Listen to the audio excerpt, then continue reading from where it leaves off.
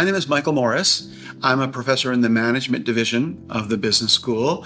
I've been here for 25 years now. I teach the core management class called LEAD, which is the first class the students take. And then I teach the negotiation elective. And I also teach an elective that I designed called the Leader's Voice, which has become one of the most widely subscribed electives at the business school.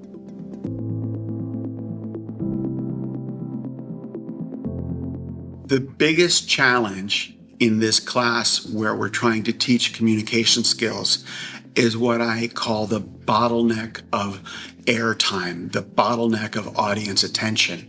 There's a lot of students in the class, so each of them only gets so much time in front of the class speaking to their classmates and getting feedback from them.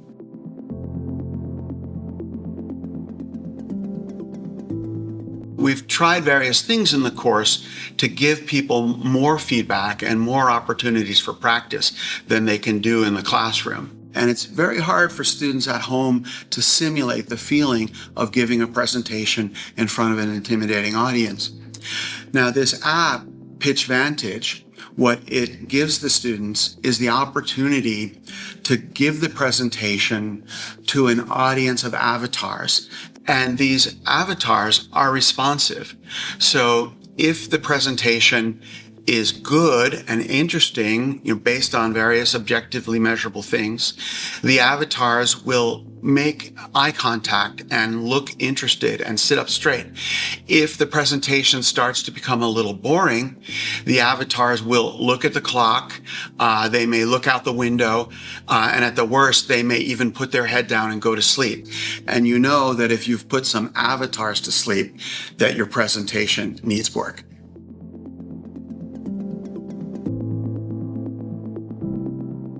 The most obvious thing is that the average quality of the presentations that students give in the class is much improved compared to prior years.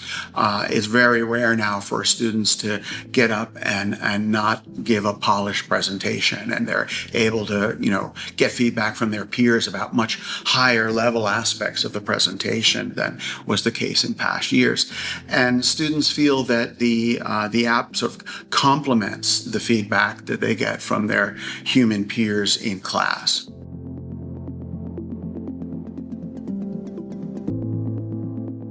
Well, I think that there's always some trust issues when you bring new technology into the classroom, especially when it's an app that's cloud-based and that's storing videos of the students, doing presentations that sometimes take them out of their comfort zone. But then there are some things about the use of the app that were genuinely surprising to me, but, sensible afterwards.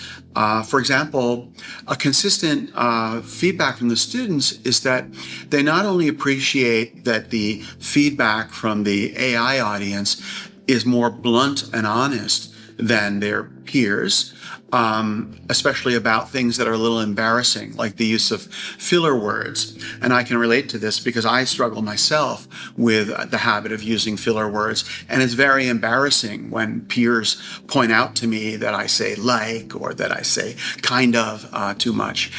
But when I'm using the app, which I also use, it immediately shows the text of my presentation. It goes from voice to text automatically, and it highlights all the filler words automatically. And so I can see them, and it's really valuable to see it.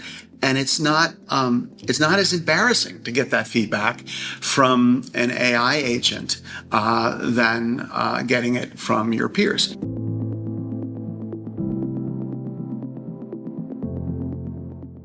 One is just that, there will be surprises about what kinds of value people find in the app. It takes on a life of its own beyond what your original intent was.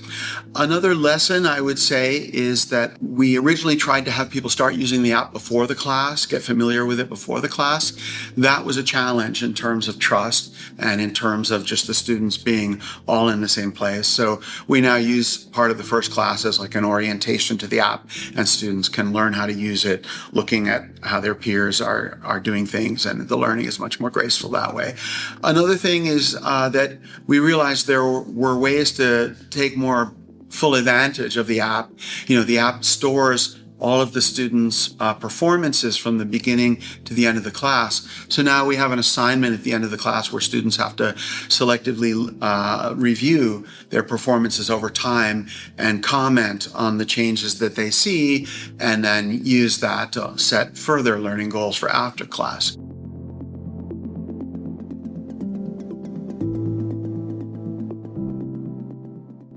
Do realistic role play simulations of the class with your TA and maybe a few of your graduate students in order to more fully anticipate what are the kinds of confusion or the kinds of questions that students will have when using the app. So there's a lot of logistical issues that you can really only learn about by pilot testing things. And the other thing I would say is partner with the developer of the app. We are partnering with the company, and we've found that they're extremely interested in what are the challenges that we have with the app and willing to tweak it and develop features that suit our needs, because they assume those needs will be shared by other potential users of the app.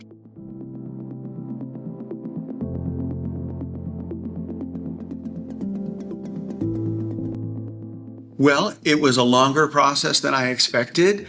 When I first started using this app in the classroom, I didn't realize that there were university-wide rules about the technologies used in the classroom. I now understand that there are security issues and there are issues of standardization, but I had originally thought that was all specific to the business school. And so I was really grateful that people like Angie Lee at Sandberg were willing to run interference with us, with the university-wide CUIT, and hold meetings with the company to learn more about its security procedures and to make the case, for the value that this app was adding. So there was a lot of work that Sandberg took on in order to, vet the program and get it approved with CUIT.